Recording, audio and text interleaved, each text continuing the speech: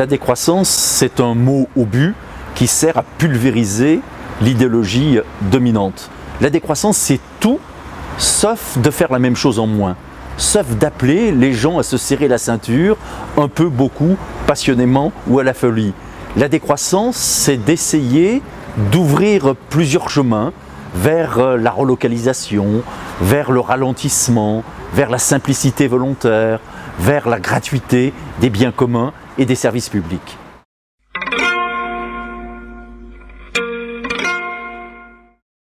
La crise actuelle est une crise systémique, c'est-à-dire qu'elle touche tous les domaines d'activité. Crise économique, crise sociale, crise écologique, crise politique, crise anthropologique. C'est-à-dire qu'on ne sait plus véritablement, je dirais, quel est le sens de nos existences. La décroissance propose finalement un nouveau paradigme. Vous savez, Einstein disait que tant qu'on a la tête sous forme d'un marteau, on voit tous les problèmes sous forme de clous. Tant que nous aurons la tête formatée par l'économisme, c'est-à-dire cette idée que plus serait forcément égal à mieux, on ira chercher toujours, je dirais, les réponses à l'ensemble des problèmes sociaux dans le toujours plus vite, toujours plus grand, toujours plus loin. La décroissance, c'est de dire tout simplement qu'il faut renouer avec le sens des limites.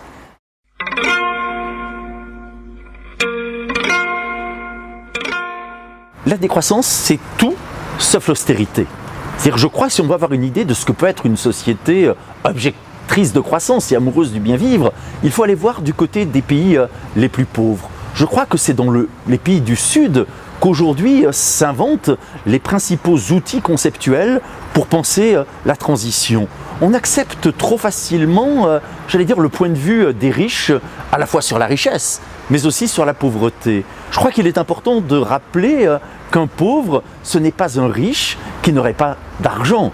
Je dirais, un pauvre, il a une autre richesse, il a un autre rapport au temps, un autre rapport à l'espace, aux autres, à soi-même, au bien commun. La première richesse d'un pauvre, la première richesse des milieux populaires, des gens ordinaires, ce sont les biens communs, ce sont les services publics. Et je dirais que si l'on voulait aujourd'hui finalement dire la décroissance c'est plutôt ça, je crois qu'il faudrait aller voir du côté de ce qu'un théoricien comme Joan Martinez-Allier appelle l'écologisme des pauvres. Trop souvent on a tendance à dire qu'il faudrait avoir certains pouvoirs d'achat pour commencer à s'intéresser à l'écologie.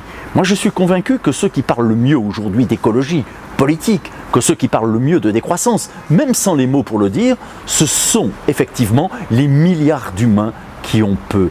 Et je suis convaincu que lorsque, par exemple, en Amérique du Sud, apparaît une notion comme celle du buen vivir, c'est-à-dire du bien vivre, c'est le début, finalement, de la réponse que l'on cherche. Et lorsque le grand théoricien du mouvement du buen vivir, Alberto Acosta, nous dit le bien vivre, ce n'est pas la société d'hyperconsommation, ce n'est pas le bien-être, eh bien il va dans le bon sens.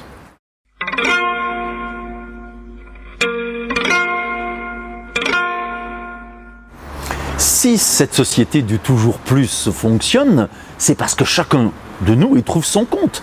Cette société capitaliste, cette société productiviste, cette société du toujours plus, peu importe comment on l'appelle, c'est une société qui nous fait jouir. Il y a une jouissance qu'il y a à la superconsommation, mais c'est une mauvaise jouissance. C'est une jouissance d'avoir, c'est une jouissance d'emprise, c'est une jouissance qui repose sur la domination, domination des uns sur les autres et domination sur la planète.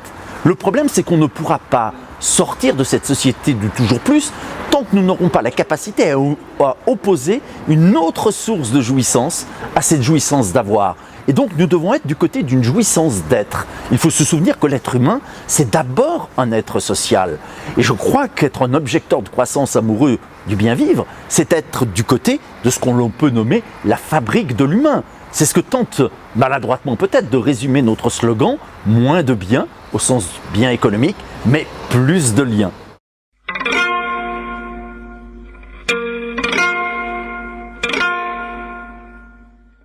La décroissance, c'est le retour des partageux.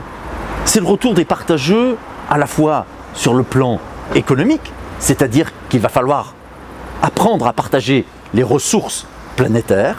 Aujourd'hui, 20% des humains s'approprient 86% du gâteau planétaire.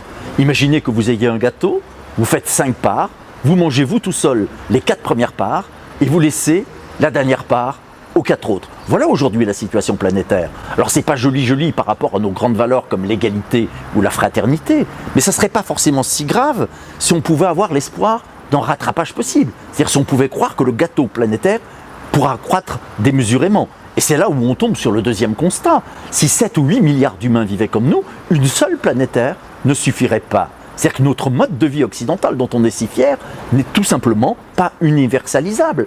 Et en bonne philosophie kantienne, ce qui n'est pas universalisable, ce qui n'est pas mondialisable, n'est pas défendable sur le plan moral. Donc nous sommes départageux sur le plan économique.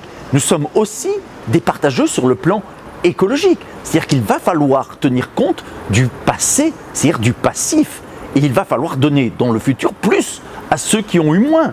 C'est vrai dans les relations nord-sud, mais c'est aussi vrai à l'intérieur de chacun des pays. Et puis nous sommes aussi départageux dans le domaine politique. Moi, rien ne m'effraie autant que d'entendre, y compris dans certains milieux écolos, que de dire puisque le temps de la nature va désormais plus vite que le temps politique et qu'il y a urgence, eh bien il faudrait accepter le principe d'une tyrannie éclairée ou qu'il faudrait aller vers un gouvernement des sages.